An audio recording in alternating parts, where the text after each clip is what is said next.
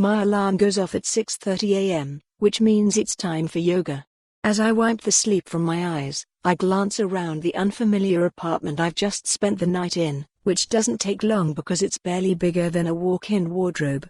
I get dressed and stumble out the door, traipsing down the stairs behind a row of others dressed in identical kit. We're directed to the Wellness Pavilion, where we start the day with an hour of downward-facing dogs and warrior poses.Welcome to co-living, the new trend trying to persuade millennials that living in a small, expensive rented room isn't not, in fact, a total bummer, but a lifestyle choice. It's not a commune, exactly, but a building where you rent a poky studio apartment and have access to shared social spaces and a roster of fun activities to take part in.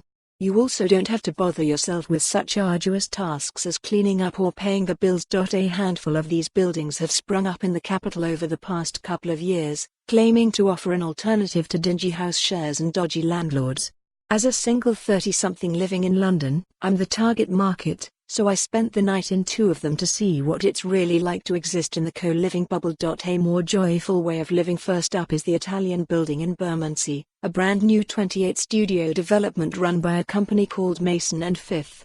It's so new the first residents haven't yet moved in, but I'm promised a taster of the experience they can expect, so I turn up with my overnight bag on a rainy Tuesday, armed with a schedule for the evening's activities.Mason and Fifth is focused on wellness-take a drink, and promises a transformational home that connects you to a more joyful way of living. The building is nice, its interior's all polished concrete and snaking monsteros. But the studios are what you would charitably call bijou at just 170 square feet, less than half the minimum space standard of 398 square feet outlined by the Greater London Authority. This is allowed under planning rules because the building was converted from an office. It's nicely decked out with hanging plants, quirky wall art, Ottolenghi cookbooks and an inexplicable bowl of lemons, but basically just consists of a bed, kitchenette, shower room, wardrobe and a table and chairs. It feels more like a hotel room than an apartment. Some say it's just a formalization of the house shares that city dwellers in their 20s and 30s begrudgingly find themselves in.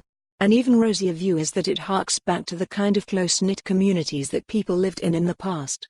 The idea of living collectively is almost ingrained in our DNA and we've done it for hundreds of years, says Richard Lustigman, director of co-living at property consultancy JLL. That might be true, but it hasn't always been so expensive. It costs £1,650 per month to live here. For more on this story, visit the news article link.